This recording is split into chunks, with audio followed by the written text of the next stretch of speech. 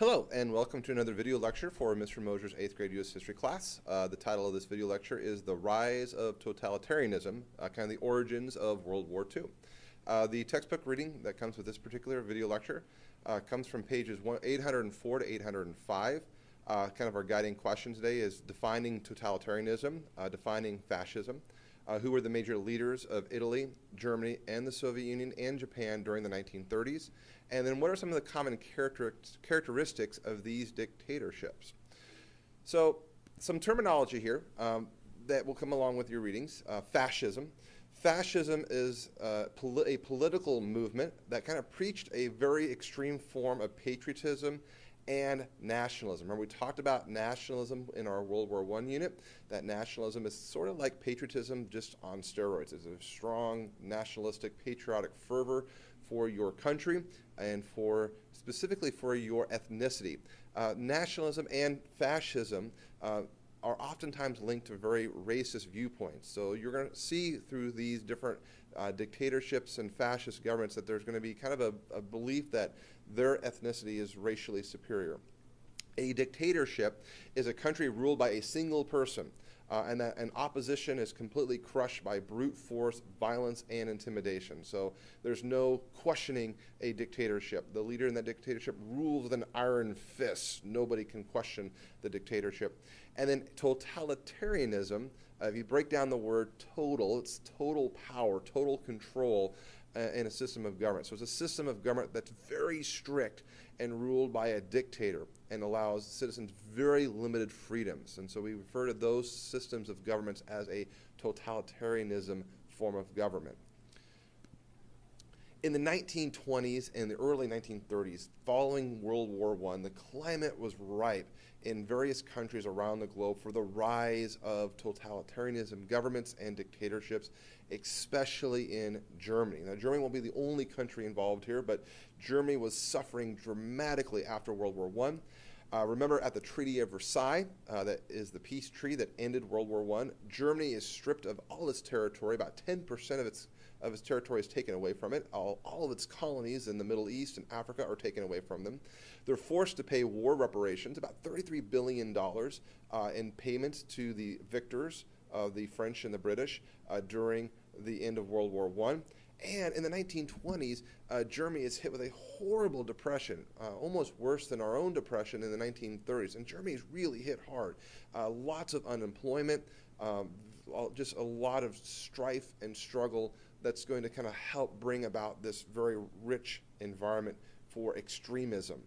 People who are looking for salvation, they're looking for someone to help them out. And in countries like Germany and Japan and Italy and the Soviet Union, these dictatorships will quickly emerge. So who are these countries and who are the leaders that we're going to be talking about in today's lecture? We're looking at 4 countries: Italy, Germany, Japan, and the Soviet Union. Italy, we'll be looking at a leader known as Benito Mussolini. Germany, Adolf Hitler. Japan, Hideki Tojo. And the Soviet Union, Joseph Stalin. Benito Mussolini comes to power in 1922 as the Prime Minister of Italy. And in 1925, he establishes a dictatorship where he takes over complete control over the Italian government. He calls himself El Duce, which means the leader. Remember, a dictatorship is a country ruled by a single person with an iron fist. Opposition is completely crushed by brute, violent force and intimidation. And that's what Mussolini uses to keep himself in power, uses these henchmen that goes out and intimidates and beats and kills any opposition in Italy, and quickly he controls Italy with an iron fist. Germany, we see something very similar happening there as well in the early 1930s. The National Socialist German Workers' Party, or the Nazi Party, will come under the leadership of Adolf Hitler. In 1933, the Nazi Party, the National Socialist German Workers' Party, won control of the German parliamentary government. And they get the majority of votes, and they promised Germany, which is one of the reasons they got elected, because they were elected to power, was they promised Germany to return to prosperity and a position of international power. You'll hear a lot of the Nazis, including the leader of the Nazis, Adolf Hitler, speaking a lot of returning Germany to greatness, that Germany had suffered under World War I at the Treaty of Versailles, and is a weaker nation, and Germany should be a great power in the world and will return that way. In the early 1930s, Hitler is appointed Chancellor of Germany, kind of like their prime minister, and he quickly consolidates power, kills oppositions, and appoints himself as the Führer, which basically means leader. The Nazis and Hitler blames a lot of other people, what we call scapegoating. If you scapegoat somebody, you're saying, we're going to blame somebody else for these problems. Most of the time, they have nothing to no impact in causing these, but they're kind of an easy target to blame, and it kind of gives them someone to kind of target a lot of this anger and animosity and vitriolic feelings that are taking place in Germany after World War I. They want to blame somebody. They want to blame somebody for their problems. And so the Nazis say, here are the people you should blame. They blame the academics, the intellectuals. They blame the communists, which we'll talk a little bit about here in just a little bit, with like in the Soviet Union. And they blame the Jews for Germany's defeat in World War I and all the economic problems happening. Jews will be the main primary target in Germany in the 1930s, as we'll be learning as we get into the Holocaust, but they're not the only ones. There's all other groups that are targeted as well. In Japan, the Prime Minister of Japan is known as Hideki Tojo. Technically, the leader of Japan is their emperor, and he is seen as a national leader. He's almost also seen as a god. He is a religious symbol to the people of Japan, as not only a political symbol, but the day-to-day operations are run by the Prime Minister, and the Prime Minister of Japan in the 1930s is Hideki Tojo.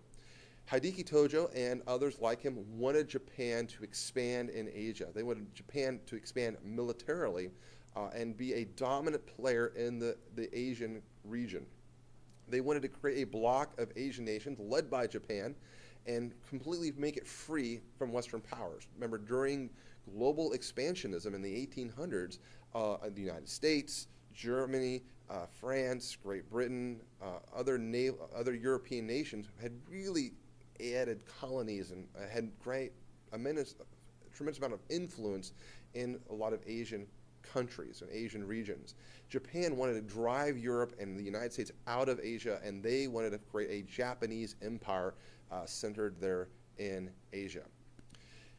In the Soviet Union, aka Russia, in 1928, Joseph Stalin rises as the dictator of the Soviet Union after the death of Vladimir Lenin, who led the communist revolution at the end of World War I. Joseph Stalin, as a dictator, will terrorize his political enemies by putting millions into prisons. They will be called gulags, oftentimes found in Siberian work camps, basically prison labor camps where you were sent to work and die eventually.